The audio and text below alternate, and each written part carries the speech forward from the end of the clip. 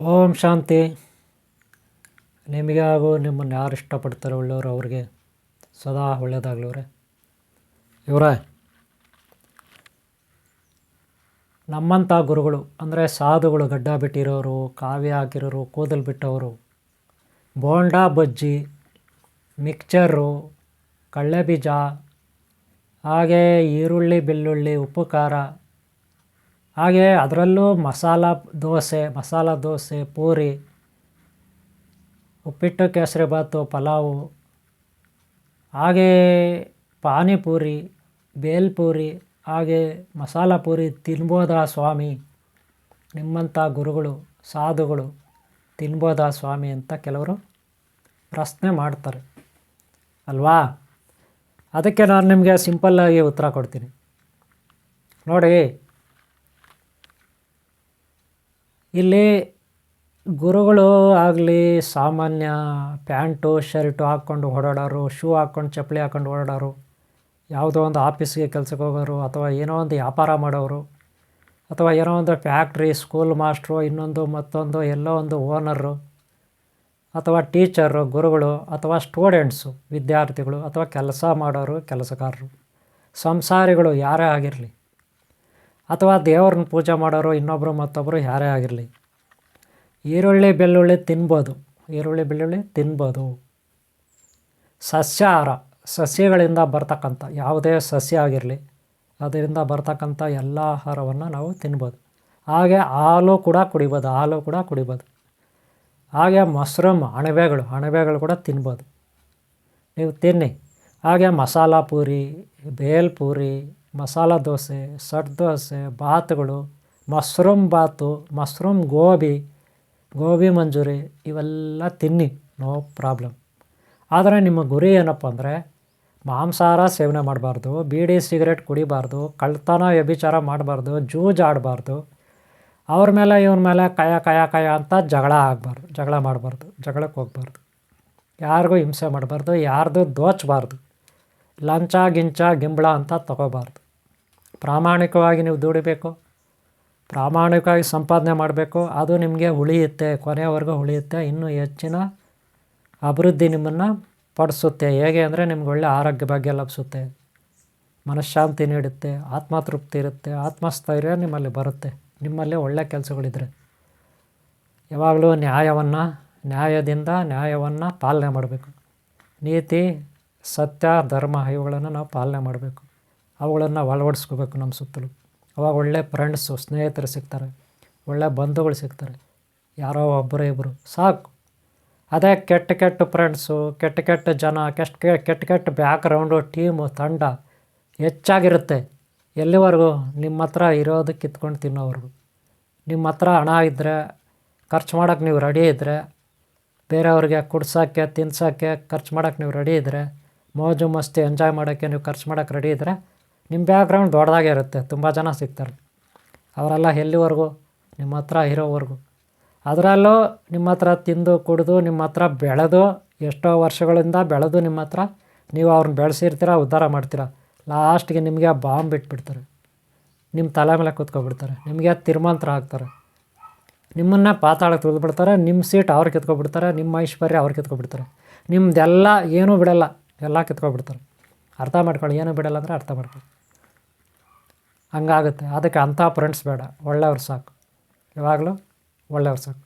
ಅದಕ್ಕೆ ನೀವು ಯಾವಾಗ ಒಳ್ಳೆಯದು ಇರಬೇಕು, ಒಳ್ಳೆಯದನ್ನು ತಿನ್ನಬೇಕು, ಒಳ್ಳೆಯದನ್ನು ಕುಡಿಬೇಕು, ಒಳ್ಳೆಯದನ್ನು ಮಾತಾಡಬೇಕು, ಒಳ್ಳೆಯ ಕೆಲಸಗಳು ಮಾಡಬೇಕು, ಒಳ್ಳೆಯದನ್ನು ಉಪದೇಶ ಕೊಡಬೇಕು, ಒಳ್ಳೆಯವ್ರಿಗೆ ಸಹಾಯ ಮಾಡಿ, ಒಳ್ಳೆಯವ್ರಿಗೆ ಮಾತ್ರ ಸಹಾಯ ಮಾಡಿ.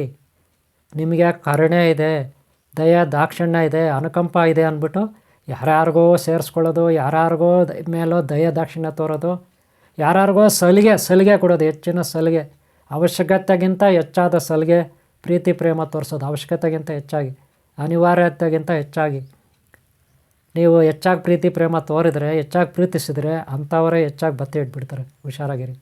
ಅದಕ್ಕೆ ಅವ್ರನ್ನ ನಾನಾ ರೀತಿಯಲ್ಲಿ ನೀವು ಪರೀಕ್ಷೆ ಮಾಡಬೇಕು. ತುಂಬ ದಿನ ಟೈಮ್ ಪಾಸ್ ಮಾಡಬೇಕು. ನೀವು ತಾಳ್ಮೆಯಿಂದ ಇರಬೇಕು. ಅವ್ರ ಏರಿಯಾನು ಹೆಂಗೆ ಎಲ್ಲ ತಿಳ್ಕೊಂಡು ಆಮೇಲೆ ಒಳ್ಳೆಯ ಸ್ನೇಹ, ಗಟ್ಟಿ ಸ್ನೇಹದಿಂದ ಇರಬೇಕು. ಸುಮ್ಮನೆ ಎಲ್ಲ ಅವ್ರು ಎಲ್ಲೋ ಒಂದು ಆ್ಯಕ್ಟಿಂಗ್ ಮಾಡ್ತಾರೆ, ಸುಮ್ಮನೆ ಆ್ಯಕ್ಟಿಂಗ್ಗಳು, ಏನೋ ದೊಡ್ಡದಾಗಿ ಗುರುಭಕ್ತಿ, ಏನೋ ಗುರುಭಕ್ತಿ ಅದು ಇದು ಏನೋ ಗುರುಗಳ ಸೇವೆ ಮಾಡೋ ಥರ ಆಕ್ಟಿಂಗ್ ಮಾಡ್ತಾರೆ, ಗುರುಗಳ ಸೇವೆ ಥರ ಮಾಡ್ತಿರ್ತಾರೆ. ಪ್ರಾರಂಭದಲ್ಲಿ ಎಲ್ಲ ಮಾಡ್ತಾರೆ, ಎಲ್ಲಿವರೆಗೂ 15 ದಿನ, 1 ತಿಂಗಳು, 1.5 ತಿಂಗಳು. ಆಮೇಲೆ ಅವ್ರ ಮೈಂಡ್ ನೆಟ್ಗಾಗಿರಲ್ಲ, ಅವಾಗ ಗೊತ್ತಾಗ್ಬಿಡುತ್ತೆ ಅವ್ರ ಬಂಡವಾಳ ಏನಂತ. ಕನಿಷ್ಠ ಒಂದು 2-3 ತಿಂಗಳು, 6 ತಿಂಗಳು, ವರ್ಷ ನೋಡಿದ್ರೆ ಗೊತ್ತಾಗ್ಬಿಡ್ತದೆ. ಕೆಲವರು 1 ತಿಂಗಳಿಗೆ ಉದುರಾಗ್ತಾರೆ, ಕೆಲವರು 1 ವಾರಕ್ಕೆ ಉದುರಾಗ್ತಾರೆ, ಕೆಲವರು ಒಂದೇ ದಿನಕ್ಕೆ ಉದುರಾಗ್ತಾರೆ, ಕೆಲವರು ಒಂದೇ ಗಂಟೆಗೆ ಡಸ್ಟ್ಬಿನ್ ಕೊಟ್ಟೋಗ್ತಾರೆ. ಅದಕ್ಕೆ ನೀವು ಯಾವಾಗಲೂ ಗಟ್ಟಿಯಾಗಿರಬೇಕು. ಹಾಗಾದರೆ ಸ್ವಾಮಿಗಳು ನಮ್ಮಂಥವರು, ನಿಮ್ಮಂಥ ಒಳ್ಳೆಯವರು ಮಸಾಲ ಪೂರಿ, ಬೇಲ್ಪೂರಿ ಇವೆಲ್ಲ ತಿನ್ನಬಾರ್ದು ಅಂತ ಒಂದು ಕ್ವಶ್ಚನ್ ಬರುತ್ತೆ. ನೋಡ್ರಿ, ಸಸ್ಯಾಹಾರ ನೀವೇನನ್ನ ತಿನ್ನಿ ಅಂತ ನಾನು ಆಗಲೇ ಹೇಳಿದೆ. ಮಾಂಸಾಹಾರ ತಿನ್ನಬಾರ್ದು, ಬೀಡಿ ಸಿಗರೇಟ್ ಕುಡಿಬಾರ್ದು, ಎಣ್ಣೆ ಹೊಡಿಬಾರ್ದು, ಕೆಟ್ಟವ್ರ ಸಹವಾಸ ಮಾಡಬಾರ್ದು, ನೀವು ಕೆಟ್ಟದ್ದು ಯಾರಿಗೂ ಮಾಡಬಾರ್ದು. ಅಷ್ಟೇ ಇರೋದು ಪ್ರೋಸೆಸ್. ಆಗ ನಿಮಗೆ ಆದಿಶಕ್ತಿ ಪರಾಶಕ್ತಿಯಿಂದ ಹಿಡಿದು ಗಣಪತಿ ದೇವರವರೆಗೂ ಎಲ್ಲ ದೇವತೆಗಳ ಆಶೀರ್ವಾದ ಕೃಪಾಕಟಾಕ್ಷ ನಿಮಗಿರುತ್ತೆ. ಗುರುಗಳು, ದಿವ್ಯಶಕ್ತಿಗಳು, ಅತೀಂದ್ರಿಯ ಶಕ್ತಿಗಳೇನಿದೆ, ಈ ಪ್ರಕೃತಿ ದೇವರು ಏನಿದ್ದಾರೆ ಅವರ ಆಶೀರ್ವಾದ ರಕ್ಷಣೆ ನಿಮಗಿರುತ್ತೆ ಸದಾ. ಒಂದು ವೇಳೆ ನಿಮಗೆ ಕಷ್ಟಗಳು ಬರ್ಬೋದು, ಬಹಳ ಬೇಗನೆ ನಿವಾರಣೆ ಆಗುತ್ತೆ. ಅವು ಹೆಚ್ಚು ದಿನ ಇರೋದಿಲ್ಲ, ಹೆಚ್ಚು ಖರ್ಚು ನಿಮಗೆ ಮಾಡಿಸೋದಿಲ್ಲ ಕಷ್ಟಗಳು. ನೀವು ಒಳ್ಳೆಯವರಾಗಿದ್ದರೆ ಎಲ್ಲರಿಗೂ ಬರೋ ಥರ ನಿಮಗೂ ಕಷ್ಟಗಳು ಬರುತ್ತೆ. ಎಲ್ಲರಿಗೂ ಆಕ್ಸಿಡೆಂಟ್ ಆಗುತ್ತೆ, ಹಾಗೆ ನಿಮ್ಮ ಮನೆಗಳಲ್ಲಿ ನಿಮಗೆ ಯಾರಿಗೊಬ್ರಿಗೆ ಆಕ್ಸಿಡೆಂಟ್ ಆಗ್ಬೋದು. ಆದರೆ ಬಹಳ ಕಡಿಮೆ ತೊಂದರೆ ಆಗಿರುತ್ತೆ. ಹೆಚ್ಚಾದ ತೊಂದರೆ, ಅನಾಹುತ, ಅನಾಹುತಗಳಾಗೋದಿಲ್ಲ, ಅಪಘಾತ ಆಗಿರೋದಿಲ್ಲ. ಹಾಗೆ ಶತ್ರುಗಳ ಕಾಟ ನಿಮಗಿರುತ್ತೆ, ಎಲ್ಲರಿಗೂ ಇರುತ್ತೆ, ಹಾಗೆ ನಿಮಗೂ ಇರುತ್ತೆ, ಬಹಳ ಕಡಿಮೆ ಇರುತ್ತೆ, ಹೆಚ್ಚಾಗಿರೋದಿಲ್ಲ. ಗೊತ್ತಾಯ್ತಾ? ಹಾಗೆ ರೋಗಗಳು ಬರುತ್ತೆ. ಹಾಗಂತ ಬೇರೆಯವ್ರಿಗೆ ಬಂದಷ್ಟು, ಬೇರೆಯವ್ರಿಗೆ ಖರ್ಚಾದಷ್ಟು, ಅನುಭವಿಸಿದಷ್ಟು ನೀವು ಅನುಭವಿಸಲ್ಲ, ಭಾಳ ಕಡಿಮೆ. ಏನೇ ಕಷ್ಟಗಳು ಬರಲಿ ಭಾಳ ಕಡಿಮೆ ಇರುತ್ತೆ. ಯಾಕೆ? ದೇವರ ರಕ್ಷಣೆ, ದೈವದ ರಕ್ಷಣೆ, ಗುರುಗಳ ರಕ್ಷಣೆ, ಈ ಪ್ರಕೃತಿ ದೇವರು ಯಾರಿದ್ದಾರೆ ಅವ್ರ ರಕ್ಷಣೆ ನಿಮಗಿರುತ್ತೆ. ನಿಮ್ಮನ್ನು ನ್ಯಾಯ, ನೀತಿ, ಸತ್ಯ, ಧರ್ಮ, ನೀವು ಮಾಡಿದ ಪುಣ್ಯಶಕ್ತಿ, ಧರ್ಮಶಕ್ತಿ ನಿಮ್ಮನ್ನು ಕಾಪಾಡುತ್ತೆ. ಗೊತ್ತಾಯ್ತಾ? ಕರ್ಮ ಕಳಿಬೇಕಲ್ಲ ಅಂತೇಳ್ಬಿಟ್ಟು ಈ ಪ್ರಕೃತಿ ನಿಮಗೆ ಸ್ವಲ್ಪ ಶಿಕ್ಷೆಯನ್ನು ಕೊಡುತ್ತೆ. ನೀವು ಮಾಡಿದ ಪಾಪಗಳಿಗೆ ಸ್ವಲ್ಪ ಕೊಡುತ್ತೆ, ಇನ್ನು ಉಳಿದಿದ್ದೆಲ್ಲ ಪರಿಹಾರ ಮಾಡಿಕೊಡುತ್ತೆ. ರಿಯಾಯಿತಿ, ಟ್ಯಾಕ್ಸ್ ಫ್ರೀ ಅಂತಾರಲ್ಲ ಹಾಗೆ. ಅದಕ್ಕೆ ನೀವು ಹೆದರ್ಕೋಬಾರ್ದು, ಆತ್ಮಶಕ್ತಿ ಕಳ್ಕೊಬಾರ್ದು. ಎಷ್ಟೋ ಜನ ಆಕ್ಸಿಡೆಂಟ್ಗಳಾಗಿ ಕೈ ಕಾಲುಗಳೇ ಹೋಗ್ಬಿಡುತ್ತೆ, ಕತ್ತರಿಸಾಕ್ತಾರೆ ಕೈ ಕಾಲುಗಳನ್ನ ಡಾಕ್ಟ್ರು, ಅದು ಇನ್ನೇನಕ್ಕೂ ಆಗಲ್ಲ ಅಂದ್ಬಿಟ್ಟು. ಆದರೆ ನಿಮಗೆ ನಿಮ್ಮ ಮನೆಯೊಳಗೆ ಆಕ್ಸಿಡೆಂಟ್ ಆದರೆ ಸ್ವಲ್ಪ ಆಗುತ್ತೆ. ಎಷ್ಟೋ ಜನ ರೋಗಗಳು ಬಂದು ಎಷ್ಟೆಷ್ಟೋ ಇವತ್ತಿಗೂ ವಾಸಿ ಆಗಿಲ್ಲ, ಎಷ್ಟೋ ವರ್ಷಗಳಿಂದ ನರಳ್ತಾ ಇರ್ತಾರೆ. ಆದರೆ ನಿಮ್ಮ ಮನೆಗಳಲ್ಲಿ ಕಾಯಿಲೆ ಬಂದಾಗ ಸ್ವಲ್ಪ ಬರುತ್ತೆ, ವಾಸಿ ಆಗುತ್ತೆ. ಗೊತ್ತಾಯ್ತಾ? ನೀವು ತಿನ್ನಿ, ಕುಡೀರಿ ಎಲ್ಲ. ನಾನು ಒಂದು ಎಕ್ಸಾಂಪಲ್ ಹೇಳ್ತೀನಿ ನೋಡಿ. ನಾನು ಚಿಕ್ಕಯ್ಯ ಅಂತಿದ್ದಾರೆ, ಕುಣಿಗಲ್ಲು ನಾಗನಹಳ್ಳಿ ಹತ್ರ ಮುನೇಶ್ವರ ದೇವರು, ಆದಿಶಕ್ತಿ ದೇವರು, ಹಾಗೆ ಶನೇಶ್ವರ ದೇವರ ಮೂರ್ತಿಗಳನ್ನು ಇಟ್ಕೊಂಡು ಅವರಲ್ಲಿ ಒಂದು ದೇವಸ್ಥಾನ ಥರ ಮಾಡಿಕೊಂಡು ಪೂಜೆ ಮಾಡ್ತಾರೆ ನಾಗನಹಳ್ಳಿಯಲ್ಲಿ, ಕುಣಿಗಲ್ ಹತ್ರ ನಾಗನಹಳ್ಳಿಯಲ್ಲಿ. ಅಲ್ಲಿ ಅವರು ಬೆಂಗಳೂರಲ್ಲಿದ್ದಾರೆ, ಉಲ್ಲಾಳ ಉಪನಗರದಲ್ಲಿದ್ದಾರೆ. ಅಲ್ಲಿ ಕೂಡ ಮನೆಯಲ್ಲಿ ಪಂಚಲೋಹದ ವಿಗ್ರಹಗಳು ಇಟ್ಕೊಂಡು ಮುನೇಶ್ವರ, ಶನೇಶ್ವರ, ಆದಿಶಕ್ತಿ ಪೂಜೆ ಮಾಡ್ತಾರೆ. ಹಾಗೆ ಹಣ್ಣು ಕಾಯಿ ಹೂವು ಅಂಗಡಿ ಇಟ್ಕೊಂಡಿದ್ದಾರೆ. ಎಲ್ಲಿ? ಉಲ್ಲಾಳ ಉಪನಗರ, ಬೆಂಗಳೂರು ಉಪನಗರ ಉಲ್ಲಾಳ. ಅಲ್ಲಿ ಒಂದು ಮೇಯ್ನ್ ಬಸ್ ಸ್ಟಾಪ್ ಇದೆ, ಲಾಸ್ಟ್ ಬಸ್ ಸ್ಟಾಪಲ್ಲಿ ಅವರು ಅಂಗಡಿ ಸರ್ಕಲಲ್ಲಿ ಇಟ್ಕೊಂಡಿದ್ದಾರೆ. ನಾನು ಲಾಸ್ಟ್ ಟೈಮ್ ಒಂದು ವೀಡಿಯೋ ಹಾಕಿದ್ದೀನಿ, ಯಾವುದು ಅಣ್ಣಮ್ಮ ದೇವಿದು. ಅಲ್ಲಿ ಹೋಗಿದ್ದೆ ಅವತ್ತು. ಅಲ್ಲಿ ಅವ್ರ ಅಂಗಡಿ ಪಕ್ಕದಲ್ಲೇ ಹೂವು ಹಣ್ಣು ತರಕಾರಿ, ಇದು ಹೂವು ಹಣ್ಣು ಕಾಯಿ ಅಂಗಡಿ ಇವ್ರದ್ದು. ಪಕ್ಕದಲ್ಲೇ ಅಟ್ಯಾಚ್ ಒಂದು ಪಾನಿಪುರಿ ಅಂಗಡಿ ಇದೆ, ಬೇಲ್ಪುರಿ ಪಾನಿಪುರಿ ಅಂಗಡಿ. ಇವರ ಅಂಗಡಿನಲ್ಲಿ ಚೇರ್ ಹಾಕಿದ್ರು, ಇವರ ಅಂಗಡಿನಲ್ಲಿ ಕೂತ್ಕೊಂಡೆ, ಚೇರ್ ಹಾಕಿದ್ರು, ನಾನು ಕೂತ್ಕೊಂಡೆ. ಇವ್ರ ಅಂಗಡಿಯಲ್ಲಿ ಚೇರ್ ಹಾಕಿದ್ರು, ನಾನು ಕೂತ್ಕೊಂಡೆ. ಗೊತ್ತಾಯ್ತಲ್ಲ? ಆಗ ಸ್ವಲ್ಪ ತಲೆ ಇದೆ, ಪಕ್ಕದ್ದೇ ಅಂಗಡಿ, ಪಾನಿಪುರಿ ಬೇಲ್ಪುರಿ ಅಂಗಡಿ ಪಕ್ಕದೇ ಅಟ್ಯಾಚ್, ಪಕ್ಕದಲ್ಲೇ ಬಂಡಿ ಅವರು ಇಟ್ಕೊಂಡಿರ್ತಾರೆ, ಇವರು ಹಣ್ಣು ಕಾಯಿ ಅಂಗಡಿ ಇಟ್ಕೊಂಡಿರ್ತಾರೆ. ಅಲ್ಲಿ ನೋಡಿದೆ, ಯಾರೂ ಇರಲಿಲ್ಲ ಒಳಗಡೆ, ಅಂಗಡಿನಲ್ಲಿ ಯಾರೂ ಇರಲಿಲ್ಲ. ಒಂದು ಕಾಲದಲ್ಲಿ ಸುಮಾರು ವರ್ಷಗಳ ಹಿಂದೆ ನಾನು ಫ್ಯಾಮ್ಲಿ ಜೊತೆ ಏನು ಇರಲಿಲ್ಲ ಅಷ್ಟು, ಯಾವಾಗೂ ಸಂಶೋಧನೆ ಅದು ಅಂತ ನಾನು ಸಂಶೋಧನಾ ಕೇಂದ್ರದಲ್ಲೇ ಯಾವಾಗೂ ಸಂಶೋಧನೆ ಮಾಡಿಕೊಂಡು ಇರ್ತಿದ್ದೆ. ನಮ್ಮ ಮನೆ ಒಂದು ಅರ್ಧ ಕಿಲೋಮೀಟ್ರ್ ದೂರದಲ್ಲಿ ಇರ್ತಿತ್ತು. ಬೆಂಗಳೂರಲ್ಲಿ ಇರ್ಬೋದು, ಶ್ರೀರಂಗಪಟ್ಟಣ ಇರ್ಬೋದು, ಅಲ್ಲೆಲ್ಲ ಹೊಸಕೋಟೆ ಇರ್ಬೋದು ಆ ಥರ. ನಮ್ಮ ಮನೆಯಾಗ ಯಾವಾಗೂ ನಾನು ಹೋಗ್ತಿರ್ಲಿಲ್ಲ, ಯಾವಾಗ ಒಂದು ವಾರಕ್ಕೆ, ತಿಂಗಳಿಗೆ, 15 ದಿನಕ್ಕೆ ಒಂದು ಸಾರಿ ಹೋಗ್ತಿದ್ದೆ ಅಷ್ಟೇ. ಇಲ್ಲಿ ಉಳ್ದಂಗೆಲ್ಲ ಸಂಶೋಧನಾ ಕೇಂದ್ರದಲ್ಲೇ ಇರ್ತಿದ್ದೆ. ನಾನು ಫ್ಯಾಮ್ಲಿ ಕಟ್ಕೊಂಡ್ಮೇಲೆ ಹೆಚ್ಚಾಗಿ ಸಂಸಾರ ಮನೆಗಳಲ್ಲೇ ಇರಲಿಲ್ಲ. ಒಂದಷ್ಟು ದೂರ, ಒಂದು ಅರ್ಧ ಕಿಲೋಮೀಟ್ರದಲ್ಲಿ ಬೇರೆ ಪರ್ಸ್ನಲಾಗಿ ನಂದೊಂದು ರೂಮ್ ಇರ್ತಿತ್ತು. ನಾನು ಚಿಕ್ಕ ಹುಡುಗದಿಂದನೂ ಹಾಗೇ ಬೇರೆ ಒಂದು ಮನೆ ಇರೋದು. ಮನೆಯಲ್ಲಾಗ ಊಟ ಮಾಡೇನೆ ಬರೇನೆ ಸ್ನಾನ ಮಾಡೇನೆ ಅಲ್ಲಿ ಹೋಗಿ ಮಲ್ಕೊಳ್ಳೋದು ಅಲ್ಲೇ ಇರೋದು ವಾರಕ್ಕೊಂದು ಸಾರಿ ಹೋಗೋದು ಮನೆಗೆ ಆ ಥರ ಇರ್ತಿದ್ದೆ. ಲಾಸ್ಟ್ಗೆಲ್ಲ ಆಯ್ತು ಇಲ್ಲಿ ಒಂದು ಮಸಾಲ ಪೂರಿ ಈ ಥರ ಇರ್ತಿದ್ದೆ. ಆಗ ನಮ್ಮ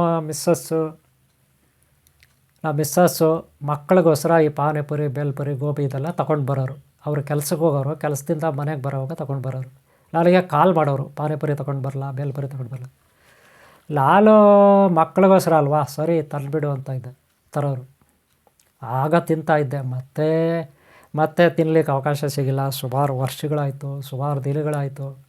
ಅಲ್ಲತ್ರ ಹಂಗಾಗಿ ಟೈಮು ನಂದು ಸಾಧನೆ ಸಂಶೋಧನೆ ಇದರಲ್ಲೇ ಕಾಲ ಕಳ್ಕೊಂಡು ಇದ್ಬಿಟ್ಟೆ. ಲಾಸ್ಟಿಗೆ ಪಾನಿಪುರಿ ಬೇಲ್ಪುರಿ ಗೋಬಿ ಮಂಚೂರಿ ಅದು ಇದು ತಿನ್ನಲಿಕ್ಕೆ ಆಗಿಲ್ಲ. ಅದರಲ್ಲೂ ನಮ್ಮ ಮನೇಲಿ ವೆಜಿಟೇರಿಯನ್ನು, ಎಲ್ಲರೂ ವೆಜಿಟೇರಿಯನ್ನೇ. ನಾನು ಮದುವೆ ಮಾಡ್ಕೊಳ್ಳೋಗೆ ವೆಜಿಟೇರಿಯನ್ನೇ ಮಾಡ್ಕೊಂಡಿದ್ದು ಫಸ್ಟ್. ಗೊತ್ತಾಯ್ತಲ್ಲ. ಅವರು ಪಾಪ ನಾನ್ ವೆಜ್ ತಿನ್ನಲ್ಲ, ಮೊಟ್ಟೆ ತಿನ್ನಲ್ಲ ಅಂದ್ಬಿಟ್ಟು ನಮ್ಮ ಮನೆಯವರು. ನಾನು ಗೋಬಿ ಎಲ್ಲ ಮಾಡಿಕೊಡ್ತಿದ್ದೆ. ನಾನೇ ಮನೆಯಲ್ಲಿ ವಾರಕ್ಕೊಂದು ಸಾರಿ ಗೋಬಿ ಮಾಡ್ತಿದ್ದೆ. ಎಲ್ಲರಿಗೂ ನಾನೇ ಮಾಡಿಕೊಡ್ತಿದ್ದೆ. ಕಾಲಿಫ್ಲವರ್ ಬರುತ್ತಲ್ಲ, ಹೂಕೋಸು ತಂದು ನಾನು ಮಾಡಿಕೊಡ್ತಿದ್ದೆ. ಎಲೆಕೋಸಲ್ಲಿ ಮಾಡ್ತಿದ್ದೆ, ಗಡ್ಡೆಕೋಸಲ್ಲಿ ಮಾಡ್ತಿದ್ದೆ.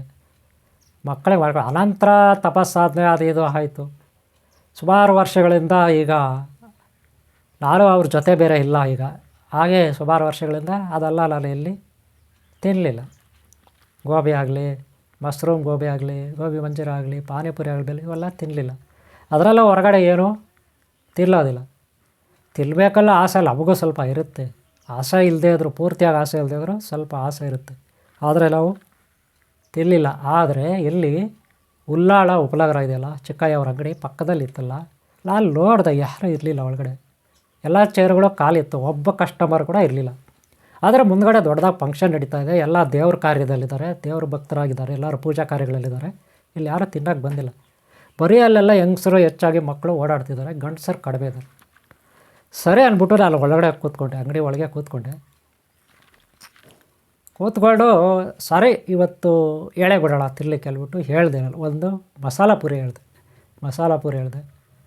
ಅವರು ಕೊಟ್ಟರು, ತಿಂತಾ ಇದ್ದೆ. ಆಮೇಲೆ ನಾನು ತಿನ್ನೋಕ್ಕೆ ಶುರು ಮಾಡಿದೆ. ಅಷ್ಟೊತ್ತಿಗೆ ಎಲ್ಲ ಹೆಣ್ಮಕ್ಳು ಬಂದುಬಿಟ್ರು, ಹೆಂಗಸರು ಬಂದುಬಿಟ್ರು, ಸುತ್ತ ಎಲ್ಲ ಸೇರ್ಕೊಬಿಟ್ರು. ಕೂತ್ಕೊಳ್ಳೋಕ್ಕೆ ಚೇರ್ ಖಾಲಿ ಇಲ್ಲ. ಫಸ್ಟು ಒಬ್ಬರು ಇರಲಿಲ್ಲ, ಆಮೇಲೆ ಕೂತ್ಕೊಳ್ಳೋಕ್ಕೆ ಚೇರ್ ಖಾಲಿ ಇಲ್ಲ. ಗೊತ್ತಾಯ್ತಲ್ಲ. ಆವಾಗ ನನಗೆ ಒಂಥರ ಮುಜುಗರ ಆಯಿತು. ಯಾಕೆಂದರೆ ನಾವು ಸ್ವಾಮೀಜಿಯಾಗಿ ಗಡ್ಡ ಬಿಟ್ಟು ಕೂದಲು ಬಿಟ್ಟು ಎಲ್ಲ ಬಿಟ್ಟು ಮಸಾಲ ಪೂರಿ ತಿನ್ನೋದಂದರೆ ಅವರೆಲ್ಲ ನೋಡ್ತಿದ್ದಾರೆ. ನನಗೆ ಒಂಥರ ಮುಜುಗರ ಆಗ್ತಿತ್ತು. ಏನು ಮಾಡೋದು ಕಸಿ ವಿಸಿ ಆಗ್ತಿತ್ತು. ಅದಕ್ಕೆ ನಾನೇ ಹೇಳ್ಬಿಟ್ಟೆ ಅವರಿಗೆ, ಒಬ್ಬ ಅಮ್ಮನಿಗೆ ಏನಂತ ಹೇಳಿದ್ನಂದರೆ, ಎಲ್ಲಿ ಬೇಜಾರು ಮಾಡ್ಕೊಬೇಡಿ, ಇಲ್ಲ ತುಂಬ ದಿನ ಆಯಿತು ಇದೆಲ್ಲ ತಿಂದು, ಅದಕ್ಕೆ ಇಲ್ಲಿ ತಿಂತಾಯಿದ್ದೀನಿ ಅಂತ ನಾನೇ ಬಾಯಿಂದ ಹೇಳಿಬಿಟ್ಟೆ. ಅನ್ನಿಸ್ಬಿಡ್ತಲ್ಲ, ನನಗೆ ತಡ್ಕೊಳಕ್ಕಾಗಿಲ್ಲ, ಹೇಳಿಬಿಟ್ಟೆ. ಆಗ ಹೇಳಿದ್ರು ಅವರು, ಆ ಹೆಣ್ಮಕ್ಳು ಹೇಳಿದ್ರು, ಏನಂತ ಹೇಳಿದ್ರು ಗೊತ್ತಾ, ಸ್ವಾಮೀಜಿ ತಿನ್ನಿ ಏನೂ ಬೇಜಾರಿಲ್ಲ, ತಿನ್ನಿ. ಈ ಆಹಾರವನ್ನು ಕೊಟ್ಟಿರೋದು ದೇವರೇ ಅಲ್ವಾ, ಅನ್ನಪೂರ್ಣೇಶ್ವರಿ ಅಲ್ವಾ, ದೇವರೇ ಅಲ್ವಾ ಕೊಟ್ಟಿರೋದು, ಆಹಾರನೂ ದೇವರಲ್ವಾ ಅಂತ ಹೇಳಿದ್ರು. ತಿನ್ನಿ, ದೇವ್ರು ಕೊಟ್ಟಿರುತ್ತಾನೆ ಆಹಾರನ, ಅನ್ನಪೂರ್ಣೇಶ್ವರಿ ಎಲ್ಲ ತಿನ್ನಲಿ ಅಂದರು. ಆಮೇಲೆ ತಿಂದೆ, ಚೆನ್ನಾಗಿತ್ತು. ಗೊತ್ತಾಯ್ತಲ್ಲ. ಆಮೇಲೆ ನಾನು ಯಾಕೆ ಹೇಳಿದೆ ವಿಚಾರ ಅಂದರೆ, ಎಷ್ಟೋ ಜನ ಕೇಳ್ತಾರೆ ಸ್ವಾಮೀಜಿಗಳು ಅದು ತಿನ್ನಬಾರ್ದು ಇದು ತಿನ್ನಬಾರ್ದು ಅಂತ. ಆ ಹೆಣ್ಮಕ್ಳು ಏನು ಹೇಳಿದ್ರು, ಹೆಣ್ಮಕ್ಳು ಆಹಾರವನ್ನು ಯಾರು ಕೊಟ್ಟಿರೋದು ದೇವರೇ ಅಲ್ವಾ, ಅದೇನು ಮಾಂಸಾಹಾರ ಅಲ್ವಲ್ಲ, ಸಸ್ಯಾಹಾರ ಅಲ್ವಲ್ಲ ಅಂತ ಅನ್ನೋ ರೀತಿಯಲ್ಲಿ ಅವರು ಹೇಳಿದ್ರು. ಹಾಗೆ ಸಾಧುಗಳಾಗಲಿ ಯಾರೇ ಆಗಲಿ ಹಾಗಂತ ಯಾವಾಗೂ ತಿನ್ನಬಾರ್ದು. ಯಾವಾಗೂ ಅದೇ ಬೇಕು ಇದೇ ಬೇಕು, ಅದೇ ತಿನ್ಬೇಕು ಇದೇ ಕುಡಿಬೇಕು ಆ ರೀತಿ ಹೇಳ್ಬಾರ್ದು. ಏನೋ ತುಂಬ ಅಲ್ಲಿ ಟೈಮ್ ಪಾಸ್ ಮಾಡೋವಾಗ, ಅಲ್ಲಿ ಏನೋ ಕೆಲಸ ಇಲ್ಲ, ಒಂಟಿಯಾಗಿದ್ದೀವಿ ಅನ್ನೋ ಟೈಮಲ್ಲಿ ಒಂದು ಸಾರಿ ನೋಡ್ಬೋದು. 6 ತಿಂಗಳಿಗೋ, ವರ್ಷಕ್ಕೋ, 2 ವರ್ಷಕ್ಕೆ, 3 ವರ್ಷಕ್ಕೆ, 5 ವರ್ಷಕ್ಕೆ ಒಂದು ಸಾರಿ ತಿನ್ಬೋದು, ತಪ್ಪಿಲ್ಲ. ಇದು ನನ್ನ ಅಭಿಪ್ರಾಯ. ಎಲ್ಲ ಉಳಿದಿದ್ದು ಅವರವರ ಭಾವ ಹಾವಭಾವಕ್ಕೆ ಬಿಟ್ಟಿದ್ದು, ಸರಿಲ್ಲ.